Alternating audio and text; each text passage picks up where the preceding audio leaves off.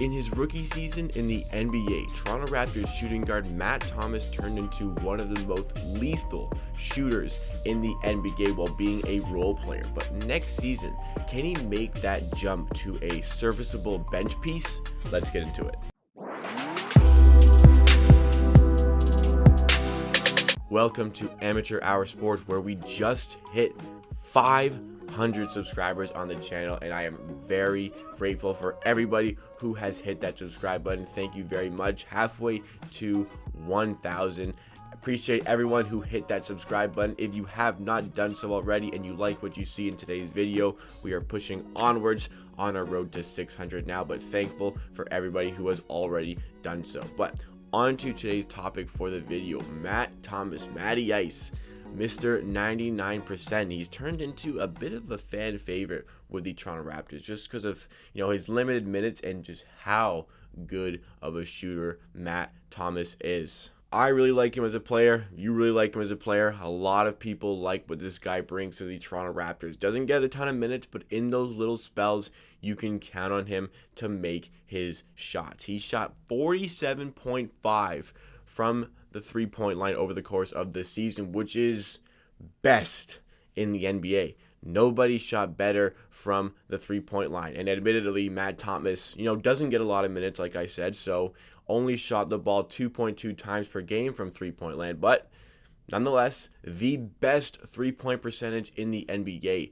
First above the second-place JJ Redick. So Matt Thomas is doing a lot right when it comes to shooting. And he said when he entered the NBA bubble that, even though the scenery was different, the three-point line is the same distance from the basket, so it won't affect his shooting. And he was still good in the bubble in his limited spells. But can Matt Thomas progress onwards from this season? Can he become, that 8th or 9th guy in the rotation who can get more minutes? Because this season, he was a bit of a liability on the court because of how poor he was from a defensive standpoint. This was his rookie season in the NBA at 25 years old, and at the start of the season, his defense was really bad. He really struggled on defense, which is why he got such limited minutes, because from an offensive standpoint, this is a guy you want to be on the court, bit of like a guy like Duncan Robinson, a guy who's just going to spot up and hit his three-pointers.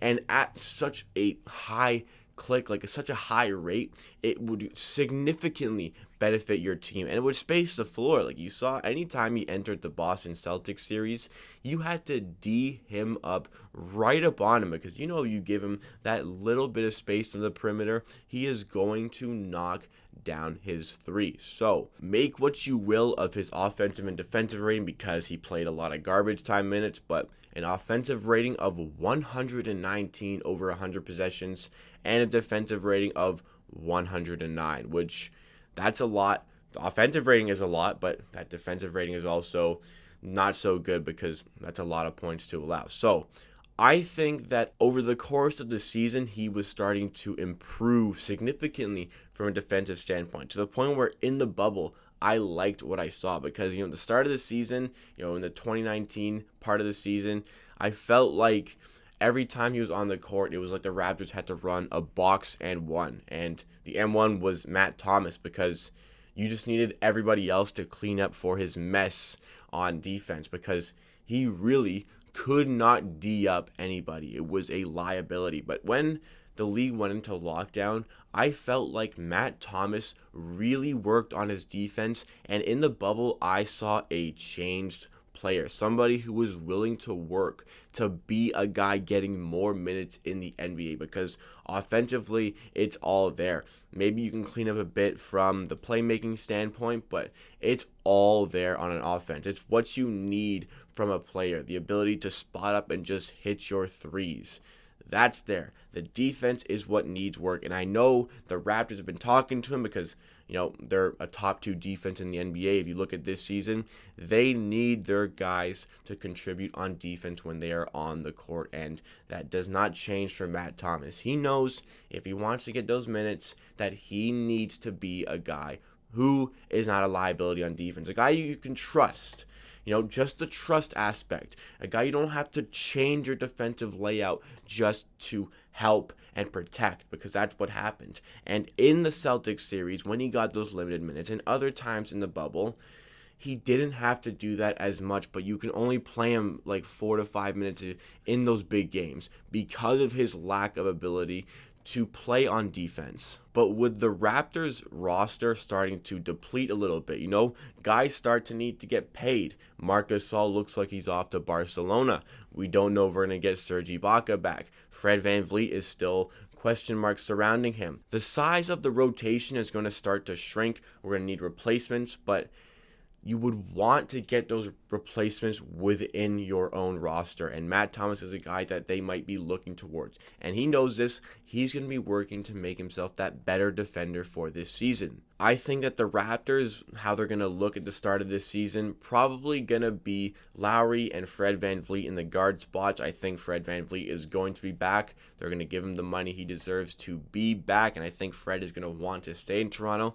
You got OG Anunoby at the 3, Pascal Siakam at the 4, and Serge Ibaka or another big at the 5. And then when you get to the bench, Norman Powell is going to be the 6th man. You might look for Terrence Davis coming off the bench. I think the Raptors in the market are going to go after another 4 or 5 just to get those big minutes. It could be Chris Boucher if they like what they see in the offseason. And then the 9th man in the rotation, I think that has Matt Thomas's name written all over it because, again, Norman Powell and Terrence Davis are great guys to have off the bench in the guard spots. But then if you want to slide Norm to the 3 and get Matt Thomas on the court, you can do that. And I think as the 9th man in the rotation, it suits him, gets more minutes. Maybe he can get somewhere near 10 minutes a game, start to slowly improve because he'll be 26 to start the next season. And still really not in your prime as a basketball player, especially when you're not an athletic basketball player, which Matt Thomas is not,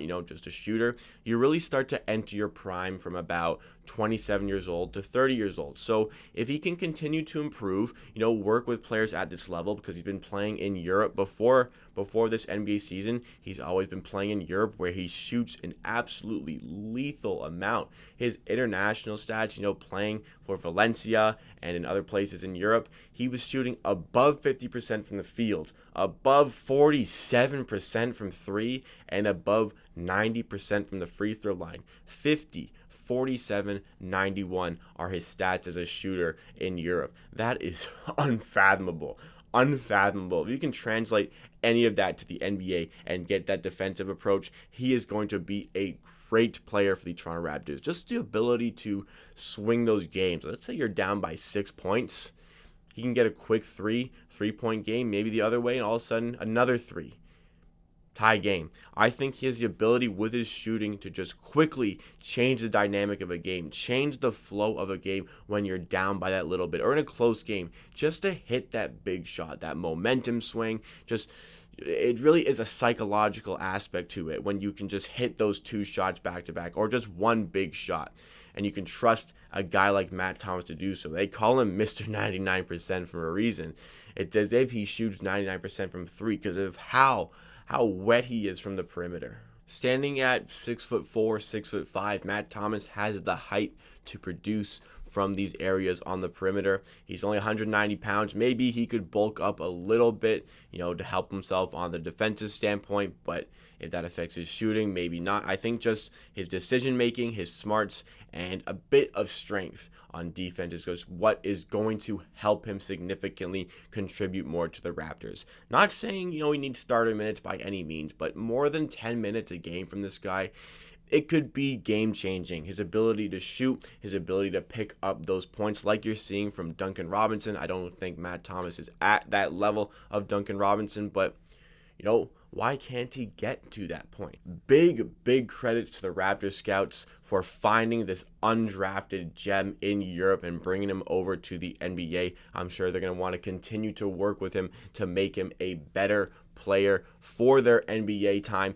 I really think that he can make that jump. What do you guys make of Matt Thomas? Can he actually make that jump into a serviceable bench piece in the NBA, or do you think he's just some fodder in the team who's only going to continue to get 3, 4, 5 minutes a game? Let me know in the comments down below your opinions on Matt Thomas. So that wraps up this video. Thank you so much for watching. Please like the video if you did enjoy at any point, and hit that subscribe button for more content just like this. We post 4 times a week on the channel, NBA content with a focus on the Toronto Raptors. We just hit 500, on the road to 600 and beyond at this point. So join the movement. At the end of the day, I believe what I say, and if you disagree, that is okay. We will see you again next time for another video.